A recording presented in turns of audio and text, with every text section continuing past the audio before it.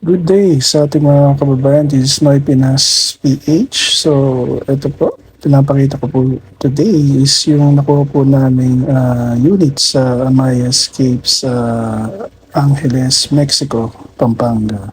So, makikita niyo po yung loob ng unit. Ito po ang ating munting video. So, maliit lang po siya. Nasa 34 square meters yung floor area.